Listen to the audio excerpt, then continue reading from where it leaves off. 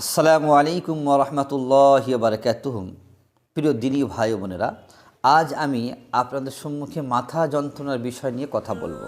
কারণ আমাদের মধ্যে অনেকেরই এই মাথা যন্ত্রণা একটি বিমার, একটি অসুখ নিয়ে অনেকে পেরেশানি থাকে। অনেকের পুরো মাথা যন্ত্রণা হয়, আবার অনেকের হাফ মাথা যন্ত্রণা নিয়ে সর্বদা এসে পেরেশানি থাকে। অনেকে ঔষধ খেয়েও কোনো কাজ হয় না। আসুন আমরা আজ ওই দোয়া শিখব যে দোয়া নবী করিম সাল্লাল্লাহু আলাইহি সাল্লাম সাহাবায়ে কিরামদেরকে শিখিয়েছেন। হযরতে উসমান ইবনে আস রাদিয়াল্লাহু তাআলা আনহু আল্লাহ রসুলের কাছে শিকায়ত করলেন, ইয়া রাসূলুল্লাহ, আমার সর্বদাই মাথা যন্ত্রণা হয়।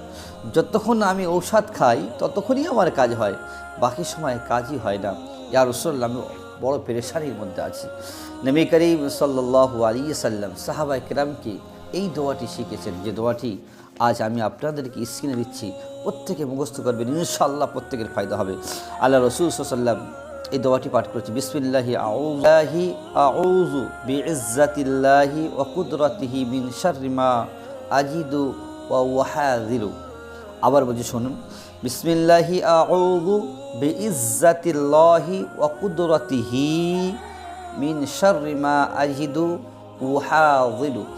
এই দোয়াটি আল্লাহ নবী করিম সাল্লাল্লাহু আলাইহি ওয়াসাল্লাম হযরত উসমান ইবনে আস রাদিয়াল্লাহু তাআলা আনহুকে শিখিয়ে দিয়েছেন। আল্লাহ রসুল সাল্লাল্লাহু আলাইহি ওয়াসাল্লাম বললেন, এই দোয়াটি তুমি প্রত্যেক দিন 7 বার করে পড়ে তুমি ডান হাত যে জায়গায় যন্ত্রণা হবে সেই জায়গায় ডান হাত রেখে এই দোয়াটি পাঠ করবে।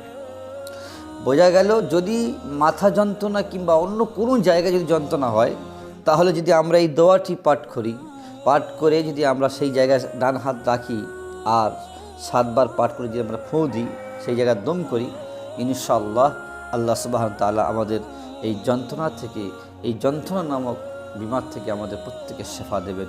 দোয়া করি আল্লাহ পাক প্রত্যেকের শরীরকে সুস্থ রাখুক, আল্লাহ পাক আমাদের সকলকে ভালো রাখুক। আসসালামু আলাইকুম।